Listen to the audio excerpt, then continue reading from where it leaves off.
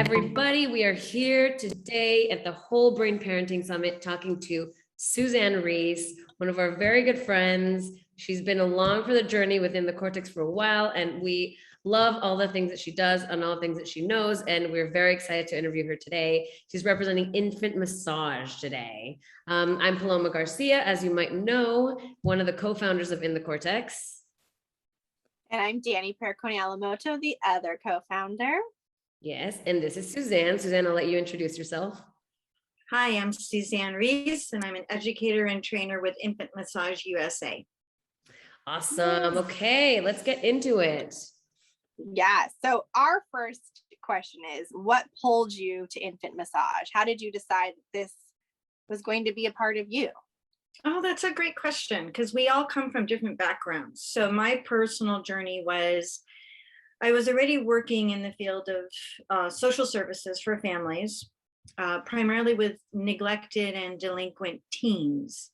I was also already a holistic health practitioner. So right there is kind of, that's the marriage, right, of, the relationship aspect, right, the social aspect, and then there's the touch aspect.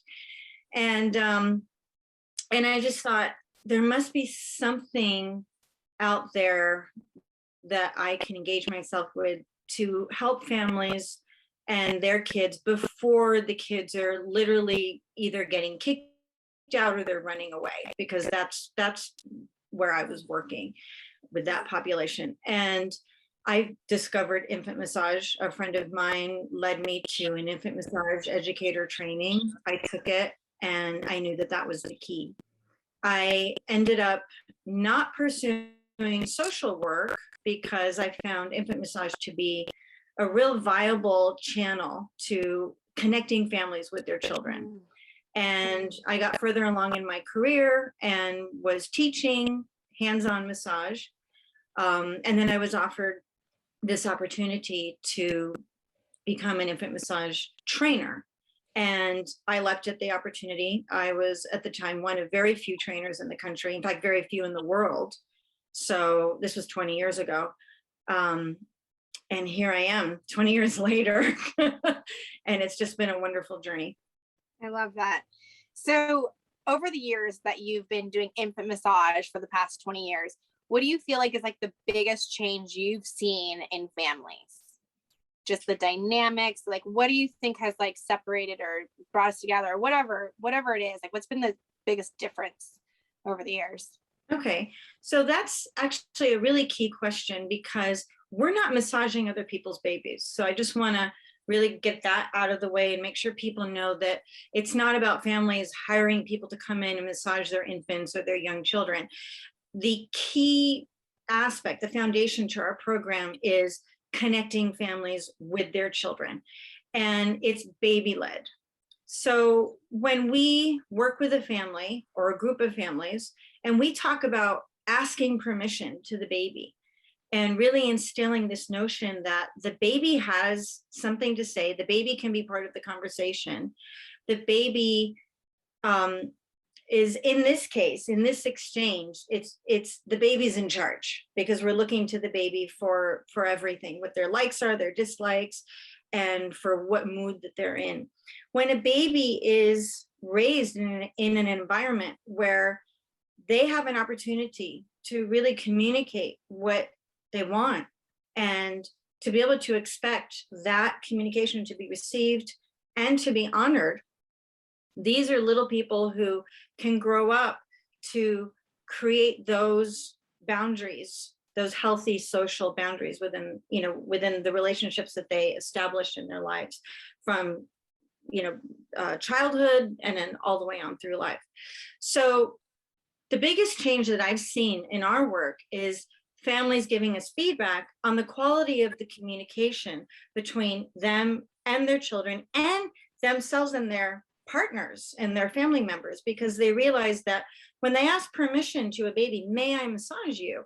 And they're looking at the child's physiology, right? What is their skin tone, their respiration, and then all of their nonverbal and verbal cues are saying that they start to recognize that in other members of their family, their circles of friends, and it begins to extend beyond just them and their baby. And so it's really enhancing the quality of communication with everyone in their life. I love that.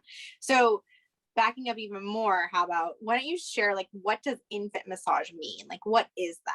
Because you said you don't massage the babies, you're teaching the parents how to massage the babies. So what does that look like? So that's a really neat, I love it that you asked that, because a lot of people say, what do you do? And I say, well, I teach baby massage, and then they have this picture in their head of like a spa, a spa environment or experience. And which is adorable, by the way. No cucumber slices on the baby's eyes. It's not like so that's a really beautiful picture here that I want to kind of paint for you, right? Is that we are the witness, right? As an educator, as a trainer, we get to be the witness to this, what we call this dance of attunement. So we have a parent and a baby. We're usually on the floor because that's baby safe, right? Baby can't roll off of anything. And you have this face-to-face paradigm. So I have Sophie here. Sophie's my baby doll. Hi. And Sophie is my model. I have many Sophies, okay, but this is the Sophie that I have this morning. And we use baby dolls to model the approach and the strokes, okay?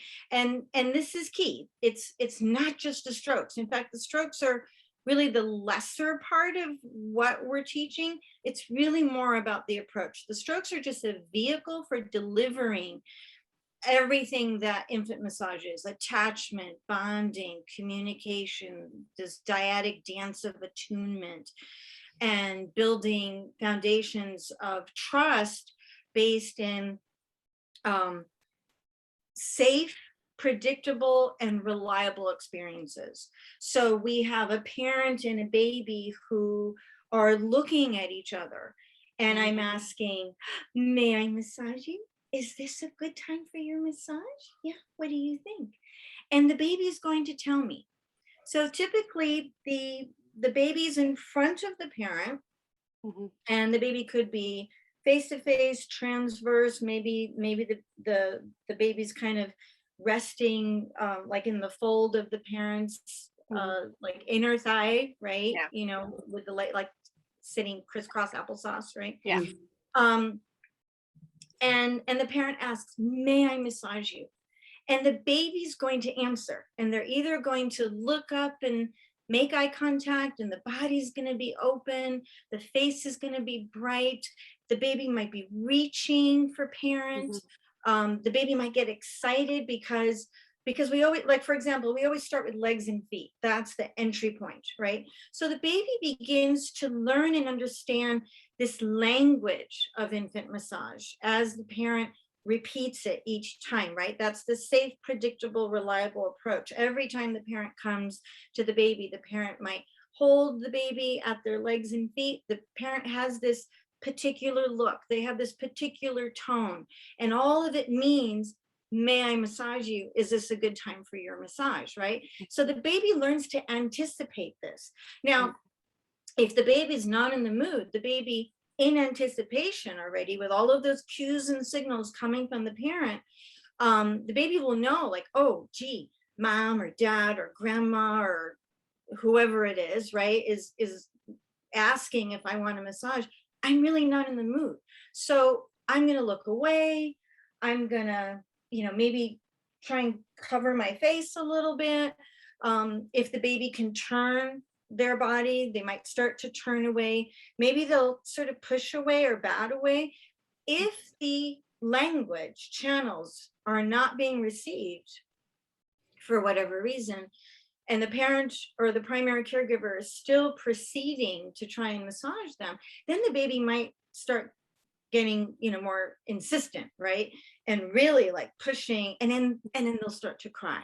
Okay. Right. So what we ask families is to look for a cluster of cues, not just one, because babies will turn and look at anything. They have noses like bloodhounds, right? So if there's a new scent they'll be attracted to, they might turn away. So that's not necessarily, I'm not interested in this exchange. So it could be looking at the parent, open, laughing, smiling, right? That's a cluster, okay? Or it could be starting to turn away, starting to push away, and maybe the body tone is getting a little bit more tense. So that's another cluster. But that's the dance of attunement, and that's where the primary caregiver's job is to come in and recognize that, see that, and honor that. And whatever it is, it's okay. It must be okay. And that's part of that safe, predictable, reliable approach. Totally. Those are amazing programs being instilled from the very beginning, right? So learning the consent, right? I can say no, and then parents are honoring that, which is huge part of trust and all the things that'll show up later in life. So on that note, what happens to the brain? Because we're really into the brain. So what happens to the brain when the baby's being massaged? Okay. I know you have a lot of research on that. Yeah. Yeah. I love that you, I'm actually like kind of doing this. My hands are on my knees and I'm rubbing my knees because I'm like, like the wheels, right, of a race car starting to spin, getting ready to take off on the track. So I love that you asked that question, because there's so much happening in the brain. And what's exciting is it's not just in the brain of the baby, it's in the brain of the parent or primary caregiver too, right? So here we have a new caregiver, a new parent, and there are new areas of the brain lighting up that didn't light up before because there just wasn't this whole transition in life that had happened, right? There wasn't a little person to take care of, and there weren't all these hormones, the oxytocin and the prolactin and the vasopressin and all of these hormones that really instill these maternal, paternal, caregiving behaviors in us, right? And wake those up in our brain, and wake up these areas of our brain that are primed to wake up when we have a baby. All right. Now in the baby, there's tons going on. The baby is learning, oh, this is my foot and this is my ankle. And when I make this movement, I feel this way. Or my caregiver comes to me and I make these sounds and they understand what that means. And I always talk about, for example, like behavioral states and cues from the baby as being the baby's insurance. It's a type of insurance policy, right? Like crying is an infant state, right? It's what babies do. It's not a way to manipulate anybody. It's real authentic communication. And when a baby cries or laughs or makes whatever sound that is unique to them, that can be recognized between them and their caregiver, the baby learns, I do this and this is the response that I get. So there's so much coming online in terms of learning the language of that family, right? The dynamic between that baby and that particular person, because it's going to be different between the baby and the mother, or the baby and the father, or the baby and the grandparent, or a sibling, or whoever is in that baby's circle. So there's a brain-body connection. There's a brain and social connection, right? How do I fit in the social environment of my world? And there's a brain and heart connection, because we are interdependent beings, right? We need one another to be able to gauge, like, is this safe, or do I need to be concerned about anything, or just any of the very subtleties of communication that we can think of about how we navigate in our environment, right? So when this happens, the baby is developing coherence with the parent, and the parent coherence with the baby. And this is where we really look at the parent and we say, you know your baby best. You know, parents often look to us as educators, and they think we're the expert, right? But really, our job is to remind parents that they're the experts on their baby. We're just a guide. We have, like, I always think of us as like somebody with a menu, right?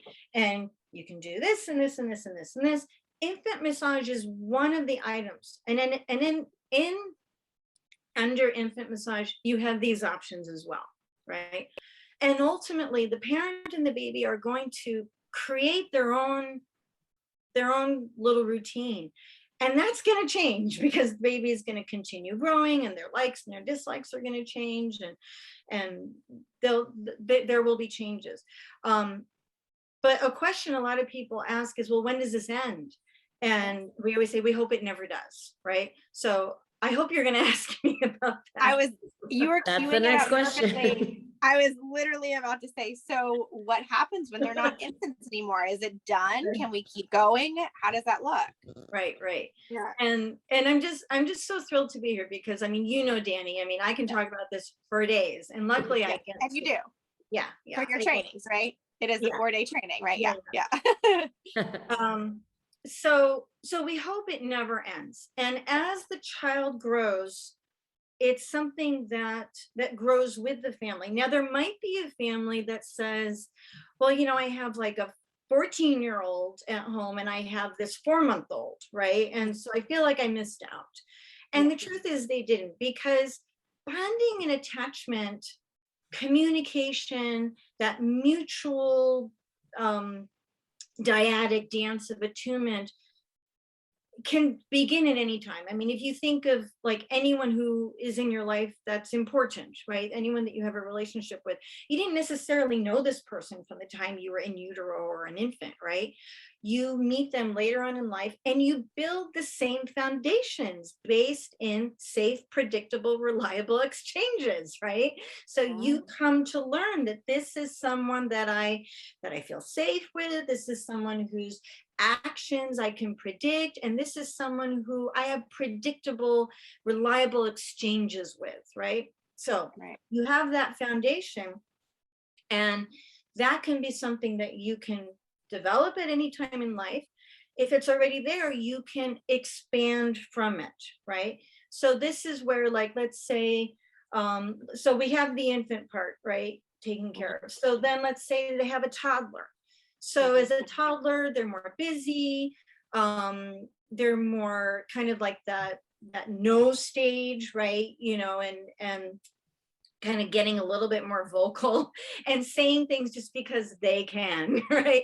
And this is where we get into really letting the baby or the child in this case lead, and watching, listening, right? Listening with their eyes, listening with their ears, and listening with their heart what the child wants, okay? Now we get into school age. Children often are maybe away from the parent a little bit more. If they're in school, off-site, and when I say off-site, I mean off-site from the house, right? They're away from the parent, and there are a lot more influences. So they might come home and they might feel like they need time to, well, it's a transition time, right? So they need time to integrate back into the home, right? And now we're not talking about massage so much as we are just nurturing and compassionate touch. So maybe they're more involved in like school or sport activities, even if they've just been with friends, right? So maybe they're with like a pod, like a learning pod with other kids.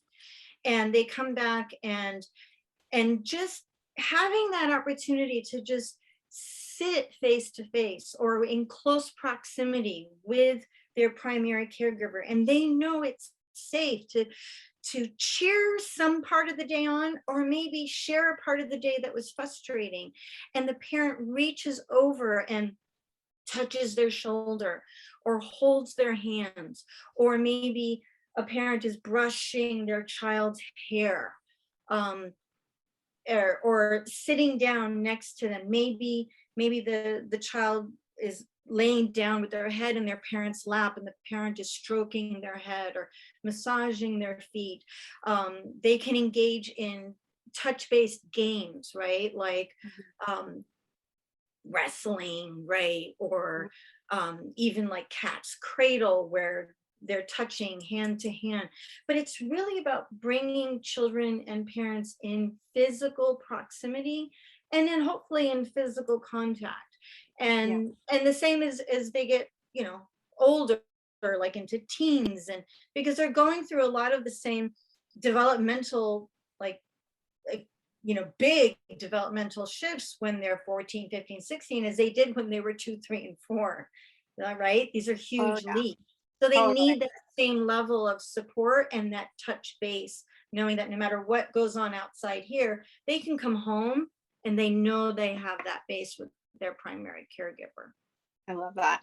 And I love that it's such a simple, basic thing that we all naturally crave, is to be touched and held. And it's something that can keep on going through life. And it's something that we all can fine tune.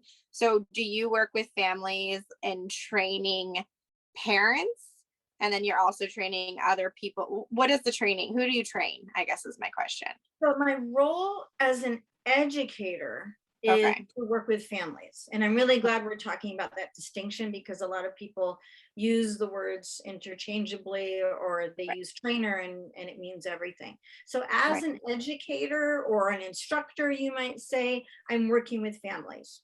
And that would be me sitting on the floor with a family and their baby, or a group of families in a circle, and each family has their baby. Okay. And when I say family, I mean parent and baby, or maybe a set of parents and a baby, or a parent and a grandparent and a baby. Okay. As a trainer, I train and certify individuals as parent educators to do what I just described. Okay. And it's in an effort to promote healthy attachment and bonding and healthy infant growth and development between the baby and the primary caregiver. And that's that 4-day training that you were talking about. And that's face-to-face. We do offer live stream trainings, and those are, right now, those are 5 days. A little bit longer. So there's a bunch of studies, I'm assuming, that show the difference of what happens, because we all have heard when, let's just say, orphanages, that babies aren't touched and they're neglected. And do you promote, like, do you have something to talk about with what happens down the road? What do we see down the road with a child who has that healthy attachment with a parent versus a child who doesn't? Like, do we see a major difference? I mean, I kind of know the answer, but I just want to hear you talk about it. So we do, in the quality of the attachment. Okay. So we have different qualities of attachment where I mentioned that term touch base, right? So if a child, as they grow, knows that they have a touch base, then they know no matter what happens outside of that bubble that they grew up in, that they can come back and they're not going to be facing like the shame, blame, and humiliation potentially, right? That children might be facing if they don't have that safe, predictable, reliable touch base, that open communication, and that space to really just be who they are, whatever that is, right? And to have experienced whatever they've experienced. Okay. If they don't have that touch base, and they don't have that safe, predictable, reliable foundation in their exchanges with their primary caregiver, then they're at higher risk for insecure attachment, avoidant attachment. And these are people who grow up and live to be people who just have a harder time in having like cohesive connections with people, right? That are, I'm sorry, what? I'm with you. Yep. Oh, okay. Cohesive connections that are clear in their intention, right? And are based in, well, I keep going back to the safe, predictable, reliable. I got that from Dr. Bruce Perry, who's done a lot of work with children who've had trauma, right? And he talks about safe, predictable, reliable foundations. And we get into the hormones, the neurotransmitters, the neuromodulators that generate these expressions, these connections, and where in the brain is it lighting up, and is it really developing? So there's this saying in neuropsych and in interpersonal psychology, the cells that fire together wire together, the cells that do not die together, right? Okay, so Dr. Alan Shore really kind of mainstreamed that or coined that term, and he's the guy with like 1,001 citations on everything that we're talking about and everything that in the cortex is about. And so when we, even if someone has had difficult, challenging beginnings, right? When they enter into a relationship with safe, predictable, reliable foundations, and in my world, based in touch, right? That touch can be safe. Touch can be with consent. Touch can be something that is honored as a acknowledging exchange, a compassionate exchange, a validating exchange. Then that part of the brain shifts, because the cells that were wiring based in fear and uncertainty and then everything that goes with that, right? You know, the frustration and the anger and all of that, those are starting to die off. And so now you have these touch exchanges based in all the positive things that we've already talked about. And we have new growth in the brain. And when we have new growth in the brain, we have new growth in the individual. And we have a new individual who has new ways, new filters, and new channels to be able to interact and communicate and build new relationships with. And now we have someone who's seeking out what they've been experiencing, or maybe what they've been taught, right? So now we have whole new journeys where they're moving away from what hasn't been working, or they're moving away from what was so damaging or hurtful to begin with. Totally.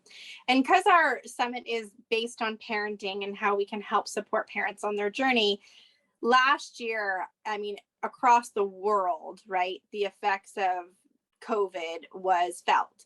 So from my experience and from having the neurological background, just knowing that now we have removed a major form of communication and reading body language by putting on a mask, I think about kids who are just struggling already and challenged, and now there's a mask over the face, and now you just lost so much of what I'm doing and talking about. Do you feel from your perspective, like now we're afraid to touch people, we're afraid to touch things, and we're covering things up? How big of an impact do you think this is having on the world? I mean, I have my opinion about it, but I'm curious what yours is. How big of an impact? Just on development and kids and it's going on. Yeah, it's huge. And in our world, so I'll take you through like some of the struggles that we've gone through as an organization, right? Because I mean, touch is everything in our world. Right. So we found that our sort of new focus had to be not just the expansion of where that touch can go, but really honing in on the relationship between the parent and the baby. And like, I mean, that's always where we start, of course, right? But because we have the masks and because we have the fear of the, less than 6 feet, I mean, this 6 foot thing is really interesting to me because like, for example, I don't know if you're familiar with Joseph Chilton Pierce. He wrote the book, The Crack in the Cosmic Egg, Magical Child. And he talks about coherence a lot, like brain coherence, heart coherence. And he talks about this 6 foot space. And so when we move out of that 6 foot space, energetically, it's hard to pick up on someone else's frequency. Okay, so remaining within this 6 foot space is really key. And so we found that like we had a lot of resistance to doing online trainings because everything is about touch, right? Everything is about being in person and that face to face. And we discovered as an organization that the greatest challenge now was just even within family members, right? Being afraid to physically be in proximity to each other. And so we moved our focus. I mean, the focus will always remain, you know, to finally extend it out to the community. But we realized we have to have an online training program. We have to have online education courses for families, because families are suffering, right? It's one thing to feel disconnected from your community. It's a whole nother thing to feel disconnected from your own family members. And so really enhancing that within the family unit and helping them lay that down within the family unit, we feel like we can, like, once people feel like they can open up or they can move beyond the confines of, you know, whatever is going on in their world, in their community, in their society, that there will be greater knowledge internally too, right? Because there's a knowing on the inside and then there's a knowing on the outside, right? So there's the greater knowledge of really understanding the essence, but the critical nature of that connection, and greater channels of, like, vehicles and channels and opportunities for knowing how to connect with others. And this is key, in a healthy way, right? And that's what I love about your program, and how it can just blend with so many things that people are doing out there. I mean, there's so many, like, things, like opportunities and education programs, online, offline, that really help that interpersonal relationship. And one of the things I love about you guys is that it really interconnects and marries and marinades, you might even say, with so many programs that are already existing.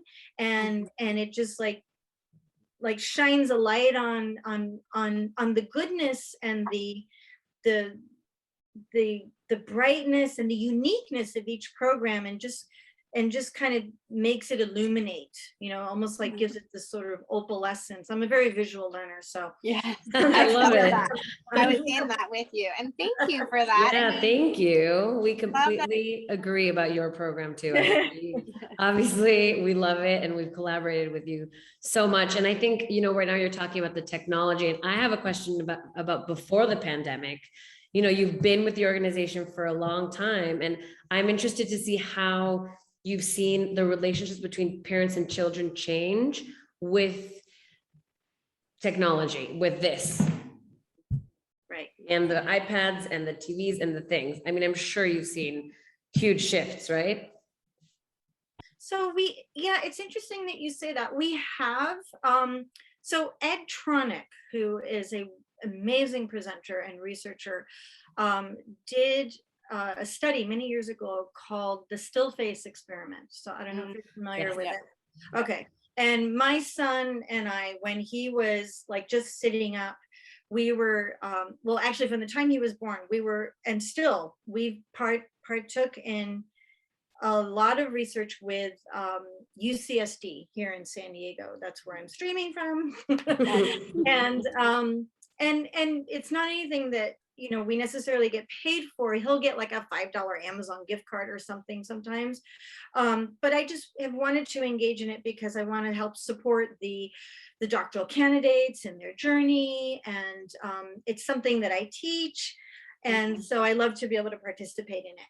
And in my trainings, I teach the still faces experiment. I show the clip of Ed Tronick's work, but I never in my life thought that I would ever participate in a study with my own child. And I remember when I showed up that day for that study and they said, okay, this is what we're going to ask you to do. And I'm like, no.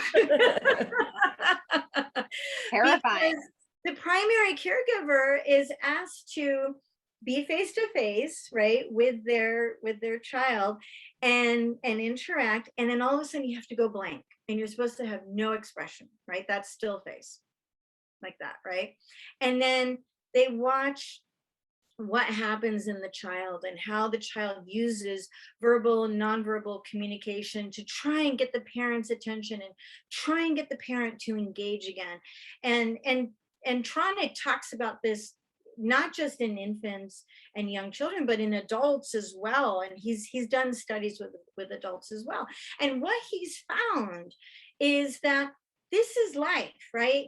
We're in sync, we're out of sync, we're in sync, we're out of sync, and we go in and out of synchronicity and not being in sync all day long, right? And it's part of the human condition, so to speak. So whether it's our phones or whether it's like the parent who's out in the field chopping wood, okay, there's always going to be someone or something or some condition in our environment that's going to take our attention, that focused attention, away from our children. And I think that's really key, that families, you know, we have enough guilt, right? We have enough we have enough things that we're doing wrong. And that's one of the things about that I love about like our program, is a lot of families say, I love coming to your classes. Now, this is not the training, this is families coming to the parent baby classes, because it's one of the few spaces where I feel like I'm not being judged and I don't have to perform, and my baby can cry and it's okay, right? In fact, it's even celebrated because we see it as communication, all right? Right. And that if their attention is taken away a little bit because their older kid is calling in or chiming in or texting in or whatever, for whatever reason, it's okay, right? Because it's all about finding that balance. And that's where I think your program comes in, because my family took your program and it really helped us organize our brains in a way to organize our day and how we organize our interaction with one another. And we know better now, right? Like when to put the phone down, and not just because it's going to serve that little person or that individual, because it serves the relationship, because it serves the foundation that we've worked to get to. You know, it's kind of like, I see it as like, if we ignore everything, right, that you guys teach, it's sort of like going to the gym and then going and having like a milkshake, right, and thinking like, okay, well, I just went to the gym and I burned, you know, X amount of calories, so now I can consume those calories back. Cool. Right? They cancel out. And yeah. Right, yeah, they cancel out, right? Yeah. So it really enhances the awareness of the relationship and all the things in our environment that we can manipulate, right? That we're in control of, right? Because we're in control to really make it better, right? And it's that whole thing, like, you know, when you know better, you do better, right? And when you do better, but I take it a step further, and I actually talk about this with my students, because a lot of students will say like, yeah, when you know better, you do better. And I say, yes, when you know better, you do better. But the next step, the final step, is we do better in the capacity that we can do better. And this is what in the cortex does, okay, is it helps us open up that capacity.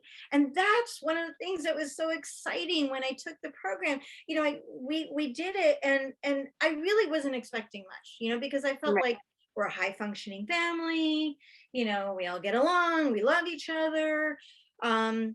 What's going to change, right? Oh my gosh. I love it. And one of the things that changed was, I know, and I'm only going to speak for myself, and, you know, another day, another time, you can let my kids speak for themselves and my husband speak for himself. But I know for me, it expanded my capacity. And to me, that's a completely other like compartment, right, of awareness and connection and relationship and even desire, right? Mm-hmm. Mm-hmm. Yeah, yeah. I mean, Yeah. Absolutely. I can talk about infant massage for days, but I also feel like I can talk about my own personal growth because of in the cortex for days. So if you ever want me for that, I can do that. Yeah. Well, thank Definitely. you for that testimonial plug. She's not paid to say this. We did not ask We her. all heard. I promise, I swear. But yeah. anyone who asks me about the program, Yeah. that's what I say, and you guys should know about that. Thank Thank you so much. you. We appreciate that. We're not cutting that part out of this. No, of course not. And honestly, too, that's what our whole vision is for this summit, is to bring together speakers who align in the same message. And our message is whole brain parenting. So we see it as just taking in all aspects. Like you mentioned, it's a menu, right? Right. We need so many different items to bring together to make us be the best we can be. So do you want to add anything to that, of like what you think whole brain parenting really stands for? Well, it's What it holistic, means? right? So it's the whole being. And I see it as also like dimensionally this way too. Right. Meaning, it goes into the psyche, right? Into the cortex, in the cortex, right? There you go. It goes into the heart. Did you know that 60% of these cells in the heart are the same cells that are shared with the brain, right? That's You'll great. find the same cells. So you can't separate the brain and the heart. So it's really, when I think of whole brain parenting, I really think of brain and heart. And that's where I feel like our two concentrations marry, because so much of what we're doing in infant massage is heart centered, right? It's heart delivered. Yeah. I always say, like, you don't need any tools. You just need Right. your hands and the love in your heart, right? Right. And what you guys are doing is, well, so that, right, brings new brain growth online. But now you guys step in and you're saying, it's almost like what in the cortex presents is like, okay, so we have new growth in the brain. Let's help organize that for optimum performance, right? Because you can have all this new brain growth and literally like new gray matter, right? Like physical matter in the brain. It's amazing and it's exciting and it's something to jump for joy. But if it's not well organized and it has a ton of baggage that comes with it, then it's hard. It's almost like a runaway train, or like, a kid on a bicycle without a helmet.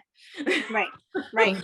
Yeah. We always say it's like a Ferrari that's like beautiful and it can go so fast, but then only 2 of the tires are inflated, so it can't really function. It's like it looks good and you might look like you have it together, but deep down at the foundation, it's not a working vehicle. And that's kind of how we see it too. And so I know we're aligned. That's why we're having this communication right now, is because we feel like our tools together are bringing forward the parenting journey that this world needs. We need connection at home. We need to create that trust. We need to create that feeling that our little beings can go out into the world and be productive members of society and bring amazing new things to us. So we're so grateful that you shared all these amazing things. Is there any techniques that you can offer right now today to help? I mean, I know you mentioned the connection, looking at the baby, getting the consent. Is there anything that you offer at a forum like this that you can share with a parent who's like listening and wondering, what can I do right now? Okay. Thanks for asking. Yes, Yeah. I really appreciate that.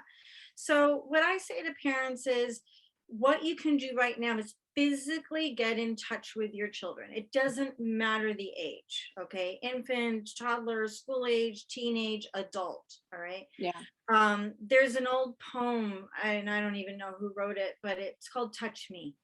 And it talks about touch me, through the years and then all the way until they're old, until they're on in their last hours of life, right? That we need touch, and we need it though with consent, and that is key. And so even if you're just hugging your child. Like I snuggle with my kids, but you know, I don't know that they want my hand wrapped around their body here. Maybe they would prefer it around their leg, right? Maybe they would prefer it where my arm is more just in line with their body rather than wrapped around transverse, right? Let's not assume that our children don't want to be touched, and let's not assume that our children do want to be touched. So really keeping that channel of communication open, and then honoring it, right? Because then that's the next step. It's one thing to ask, but if we're going to ask and we're not going to honor it, then what's the point, right? So honor that, because that's building that foundation of trust, and really helping parents realize that, you know, we all come from different backgrounds, and I realize that not everyone has this. You know, I came from a very huggy family, so I mean, a lot of this is natural to me, right? And I realize it's not natural to everyone, so a lot of this can be stepping out of our comfort zone, right? And so it's okay, baby steps. We don't have to make profound changes all at once. And you know, my husband does a morning kind of routine workout, right? And he always tells the kids, like, every day, just a little bit, right? It doesn't have to be like an hour at the gym. It could just be like holding plank for, you know, 30 seconds, right? But you do it every day, and before you know it, you're really building and growing and developing. Same thing with touch.